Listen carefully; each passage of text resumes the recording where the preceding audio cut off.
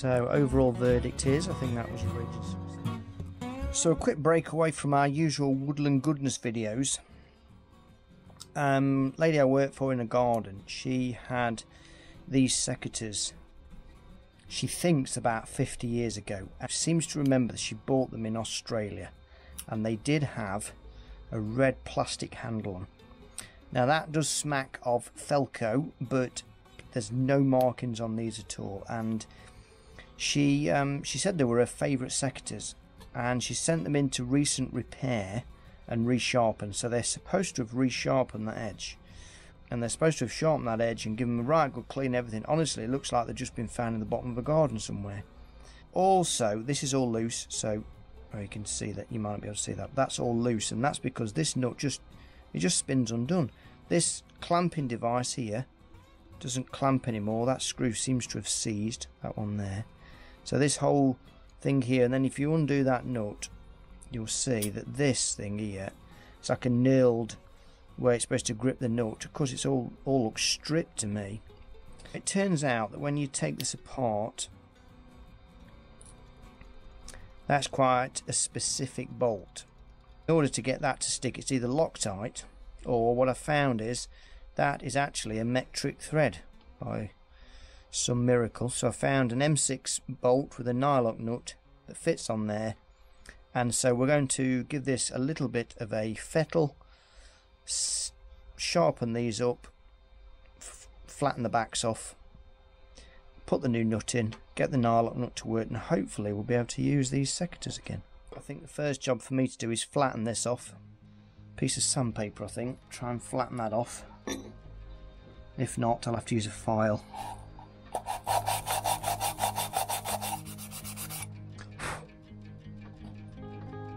It's pretty chewed up, to be honest. Looks to me like somebody's tried to sharpen this edge, so that we're not going to get that right now. What'll happen is, as they cut like a pair of scissors, you get a branch in there and they'll twist apart like that, because there's that gap that's been created, because that now curls in like that, which is a bit of a shame really. So I've had that on the belt sander, and you can see now, look, quite obviously that round there has been sharpened. This should be absolutely flat on the back edge, a bit like a plain iron, only that's wrecked. See that? So I've got a file. I'm going to try and take off a little bit more material off this to try and get that flat.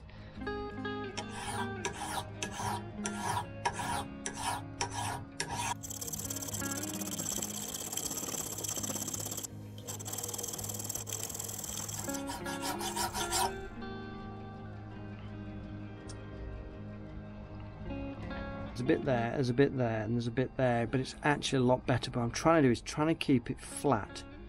And now I'm going to flatten that off again with the belt sander. So I've just got that off the belt sander, and it's a little bit better. Perhaps not got all the scratches out, but I can't get the belt sander right up, so I'm worried about creating a ridge there and there. Let's try the oil stone next. Now this is my oil stone. Well, that's what I call it. I think it's called an Arkansas stone, which some say is one of the best natural stones you can get. So I've got some wet and dry here, look. So I'm going to clamp that in that.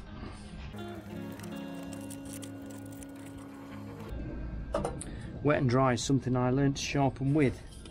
All these fancy diamond stones, but I actually learned with wet and dry paper, and it works really well.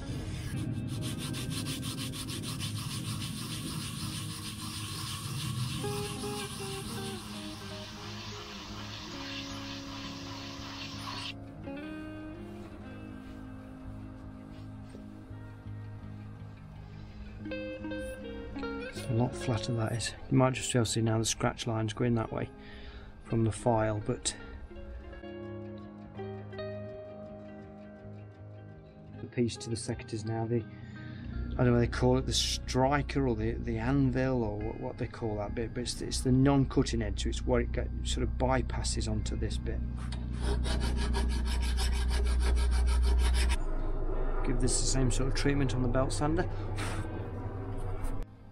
That's an edge, a for sure, so I'm going to give it a little bit of a cutting edge. I'll make that sharp.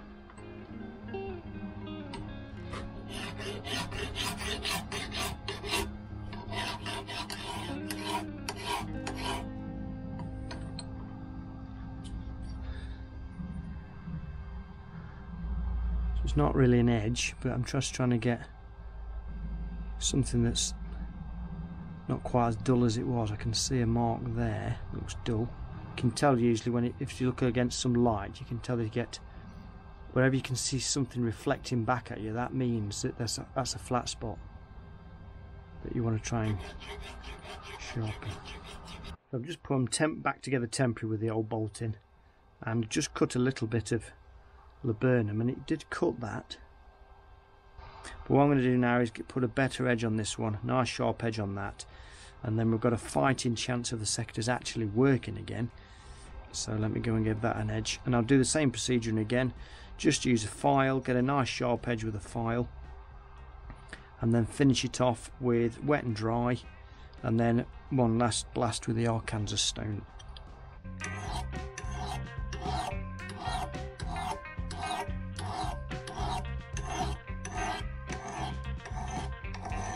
So it's difficult to replicate the angle properly because they've been knocked about before. It's difficult to know what the original angle was. So it's a balance between getting the right angle, not too shallow an angle, and not too much like that flat. Because it's too sharp, it blunts ever so easily. If it's too flat, all it does is crush everything.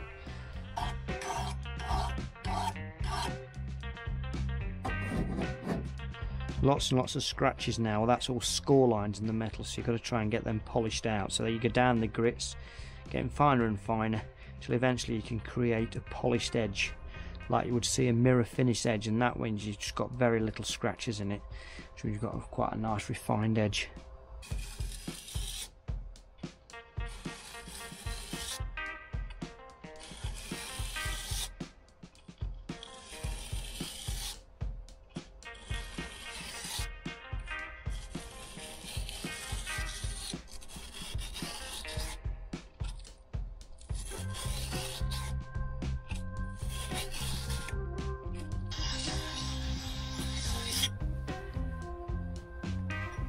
So what happens is sometimes when you sharpen one side, you get a burr on the other side, and the metal tries to fold over. So when I did the file, that tried to fold it over, and then so I've just got that burr off. Put a burr on this side now. It's as if it's folding it one way and then the other.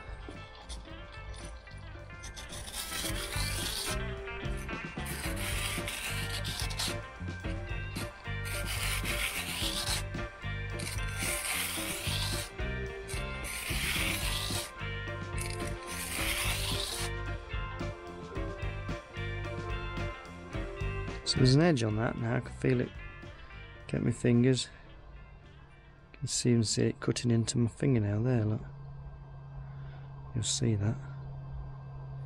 So it's starting to cut in. So we have an edge, but we can give that a bit more work, yeah. Got some 240 we'll do the same on.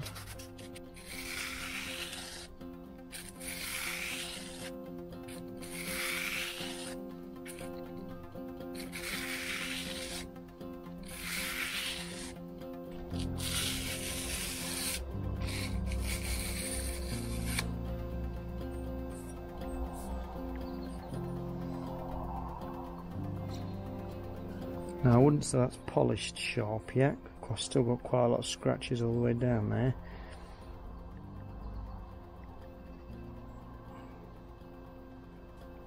I'm getting somewhere, I think.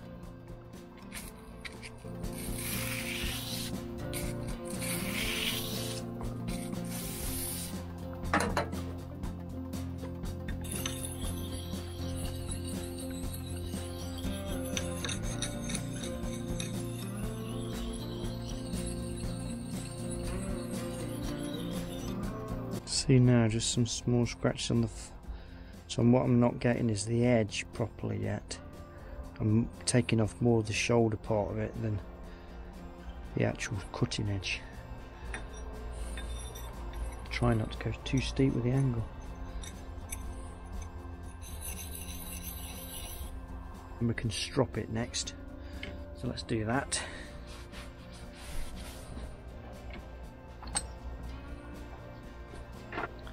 So this is a piece of plywood with a couple of leather strops on it, which is just a piece of bag leather, fluffy side up. You charge it with some cutting compound, which is like a waxy stuff with gritty bits in it, and then you strop away.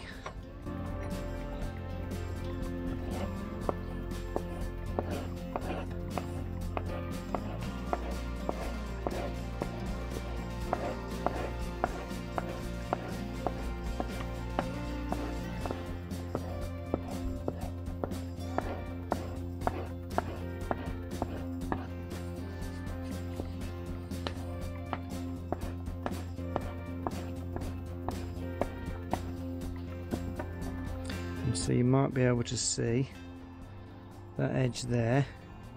It's not quite a mirror reflection yet, but you might be able to see some shine to it. It's a little bit of a burr on the back.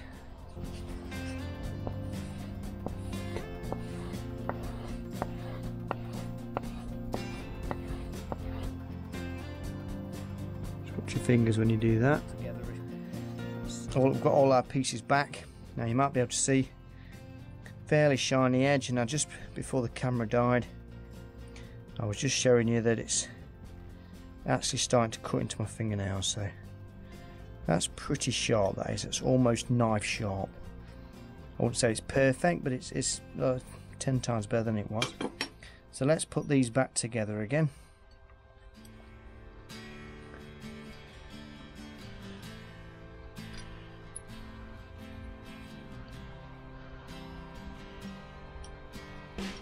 We'll keep that washer thing in, but it's not really achieving much. Could almost do with a completely separate washer rather than that thing. Anyway, that's what we've got.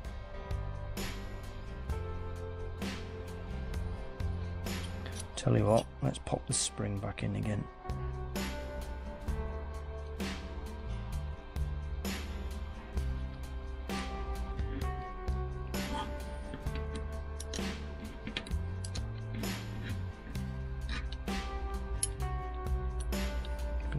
Yeah.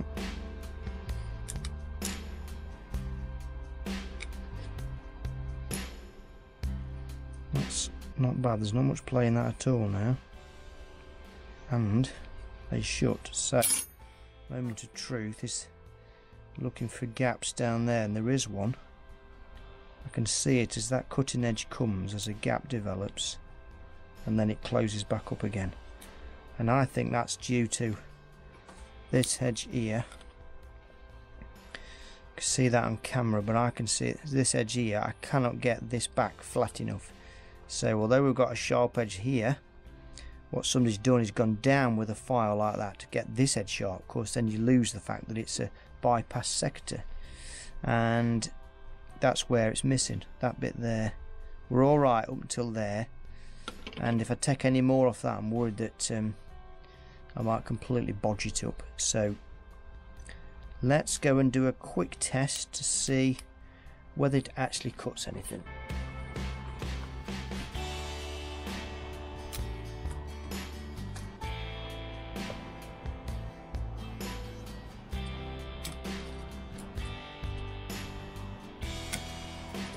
Let's try and cut a bit of apple.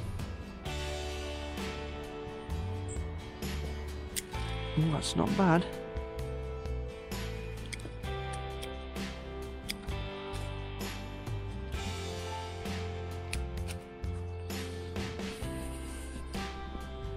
So overall verdict is, I think that was a raging success for saying these are 50 years old, and somebody charged a lot of money to repair them, and I felt had done a pretty poor job.